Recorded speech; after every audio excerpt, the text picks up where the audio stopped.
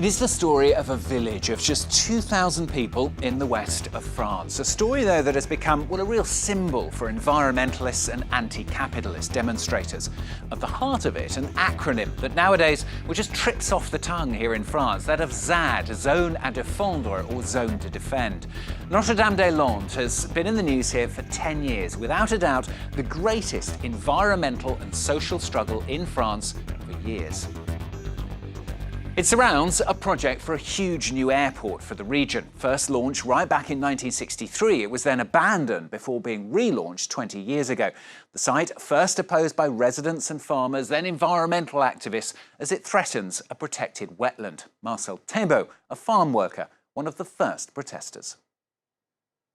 The flora and the fauna here are part of an extremely rich and fragile haven. If they build around here, then it will all disappear. It's a very distinctive place. It's a damp plateau, which is quite rare. It must be protected. No one should be allowed to destroy it.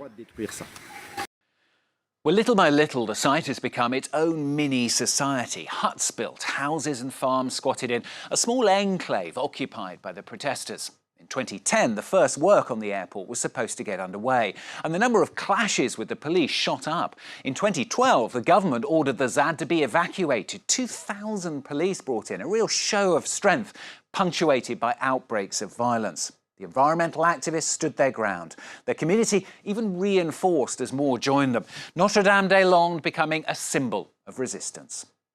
Well, despite several court decisions and even a local referendum, the airport project remains bogged down, becoming a political hot potato for successive governments. Then, in 2018, Prime Minister Édouard Philippe announced the abandonment of the airport plans.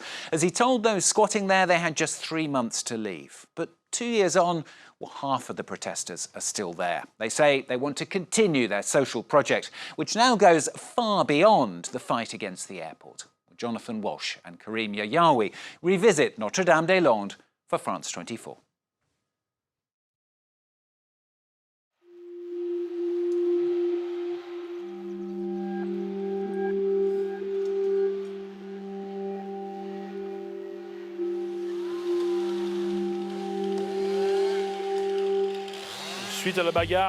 After the struggle and the cancellation of the airport construction plans, people ended up really liking this place. They pictured themselves managing this forest.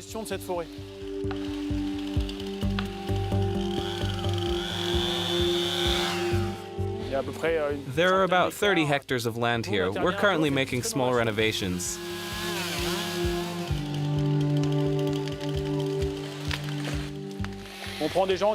We try to mix people who are still learning and those who are experienced, so that what we do always involves critical thinking.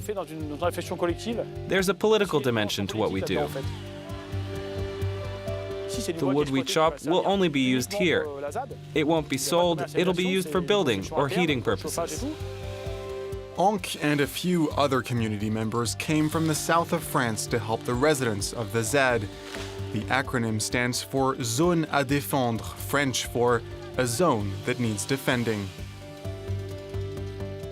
We need to reclaim this location, this piece of land. We can't count on others to tell us how to manage the forest, the garden. It's a state of mind.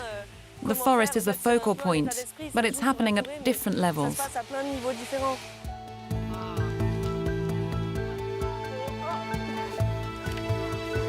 Those who fought to safeguard this forest now want to manage it themselves. But for now, the barricades have been stashed away, and dialogue has taken center stage. A few years ago, back in 2012 when I first came here, I used to think that negotiating would lead us to failure. Many of us here have changed their minds. Our movement chose to agree to hold talks.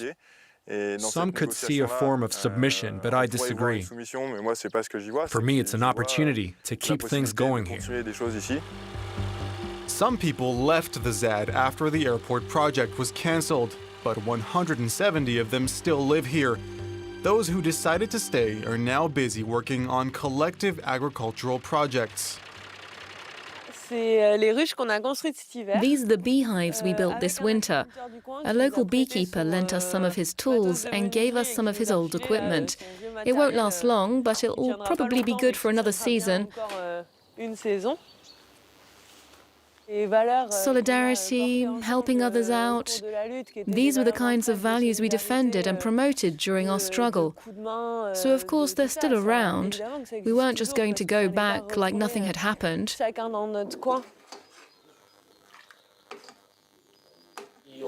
We fought against the airport construction, but also for a different kind of society. And that's still true today. The people who fought for that didn't pack up and leave. They're still here every week. Amalia and her partner Vincent came here in 2012 and took part in the fight against the airport construction until the very end. Today they own about 100 sheep and will soon produce their own honey. Vincent's parents live in Quebec and are in France on their annual trip.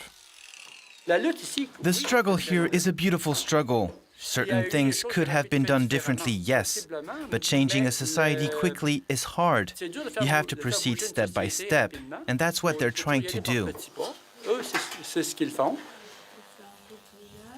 In January 2018, the government said it was definitively cancelling the airport project. Local authorities purchased 900 hectares of farmland. Amalia and other ZAD residents reluctantly signed 9-year lease agreements to legalize their presence on the lands. You need to understand that no one took part in the legalization process gladly, even those who gave their names, who signed lease agreements. No one woke up one day and thought, oh, this is great, I'll legalize next week. That's not what happened. We were forced to do this because we had a knife to our throats and because half the police force was outside. The defenders of the ZAD, however, continue to live like they used to. Despite the signing of individual lease agreements, the farms are often managed by a group of several people, and caravans and yurts continue to dot the landscape. This is the hamlet known as Le Limambou. Marcel Thébault and his wife Sylvie, who became icons of the opposition toward the airport, have lived here since 1999. Là, oh. Non, j'en ai deux, c'est bon. It's been 2 years since the airport project was definitively cancelled. Today, they still believe the world needs to change and that the ZAD has a role to play in that change. Here we try to look for an alternative lifestyle. We try to promote a lower carbon footprint, moving around by bike, agriculture with as little fertilizer as possible. We cannot destroy all these ideas that have been growing here. Marcel and Sylvie are among a handful of farmers who refused to leave their land. While some chose to accept financial compensation, in 2012 Marcel began a hunger strike. The people who took the money back in 2012, well, they continued working on their land. So they ended up getting money for damage that never actually took hold.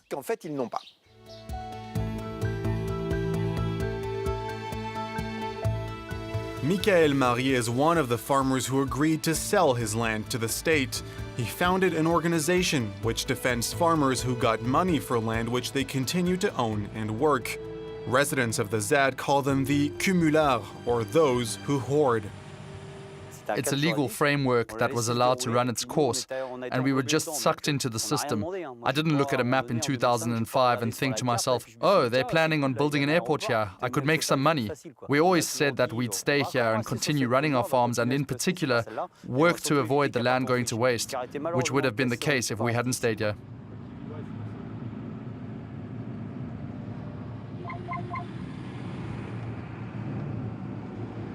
Michael introduces us to Guy Lamis, who lives close to the border with the ZAD. For the past few years, his house has been regularly vandalized. I saw that the patio shutter had been broken. You can see the crowbar marks.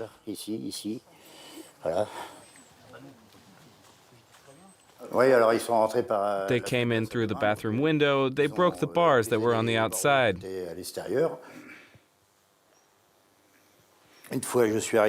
One time I got to the village and every front door had been opened, every single one of them. Nothing had been moved inside the houses, it was just intimidation. You come here and you're just petrified. You never know what you're going to find. The ex-farmer says authorities haven't done enough to protect local residents and is suing the state for 380,000 euros in damage claims. We respect the law and we respect urban planning rules. We see neighbors who don't and who face no consequences. They want to make us believe that they've changed, but I don't think they've changed. Yes, for now they don't come out onto our land like they used to 7 or 8 years ago. But like I said, only for now. Things could change again tomorrow.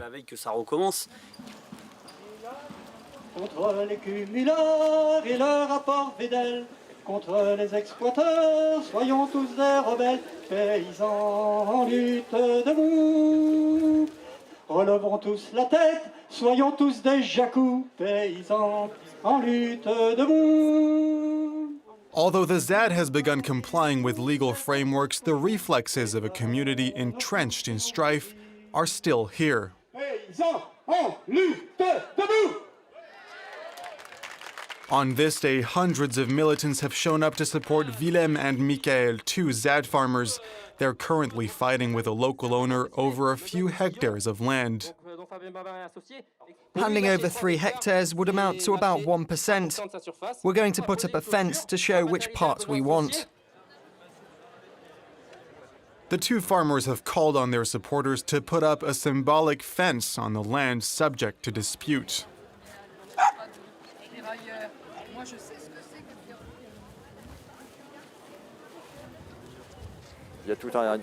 We keep hearing this green, pro-environment rhetoric, but when it comes to actually taking action, it becomes unlikely.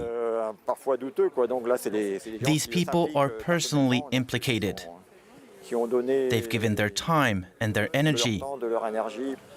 Some farmers take over large plots of land and want to keep expanding, but others just want to produce food differently. It's unfair. This day of action is similar to the methods that were used in their fight against the airport project.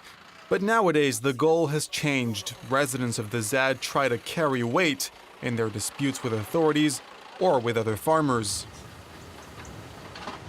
The ultimate goal is to not allow industrial-type farming to take hold here, like in the rest of France and all across Europe.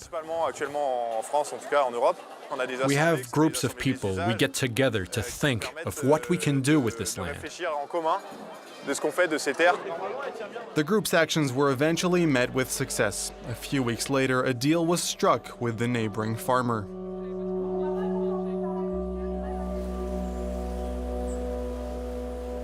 Several months have passed since our last meeting with Amalia and Vincent. Their production of honey is beginning to take off. We do the same kind of work as in the other apiaries we have.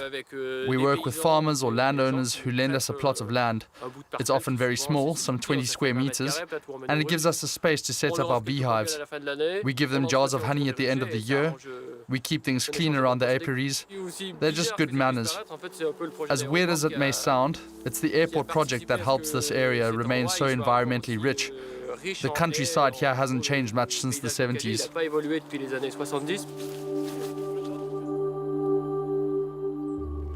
Things have changed on the farm too. The barn now has doors and windows, and between the beehives and the sheep, there's plenty to do. The couple is even expecting a baby.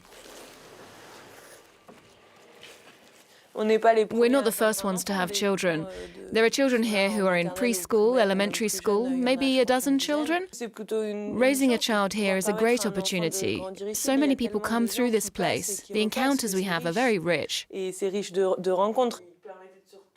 first batch of organic honey is finally ready. Amalia and Vincent hope there will be many more to come.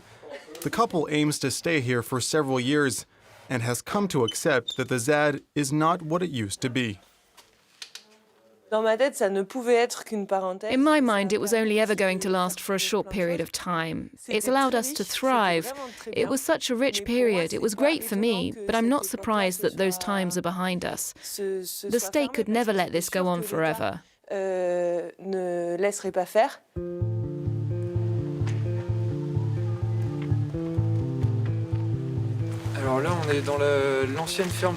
This is the former Lagré farm, which is located in the heart of the ZAD. We've been here since 2015. There are maybe 30 of us who still hang out here. Lagré is one of the last locations that still advertises itself as an area of unlimited freedom within the ZAD. In some parts of the ZAD, the parts that are still community-oriented, the people who want their ownership to be legalized are doing the police's work. They're asking others to leave and to allow them to do whatever they want here. Kourou believes the legalization process contributed to the surrender of the ZAD's social and cultural values. For years, shacks were the symbol of the ZAD's struggle. Today, a small minority continues to build some right here in Lagré. We try to continue building shacks. We're still here, and there are people who are still here to make it clear we aren't going to comply. They're losing a lot of energy to destroy and push us out, but I have nothing else to do. Whatever existed here can take hold once again. Kourou is among a few ZAD residents who continue to promote a fringe lifestyle. They say they'll stay here as long as they can, but if they're forced to leave, no doubt they will find somewhere else to cling on to their idea of freedom.